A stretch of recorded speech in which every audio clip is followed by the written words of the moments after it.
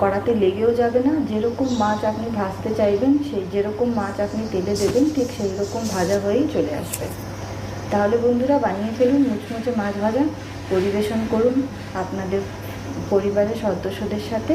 আর যদি আমার ভিডিওটি ভালো লেগে থাকে অবশ্যই কমেন্ট বক্সে জানাবেন, সাবস্ক্রাইব করবেন আমার চ্যানেলকে, আর বেল আইকনটিও প্রেস করবেন। ধন্যবাদ।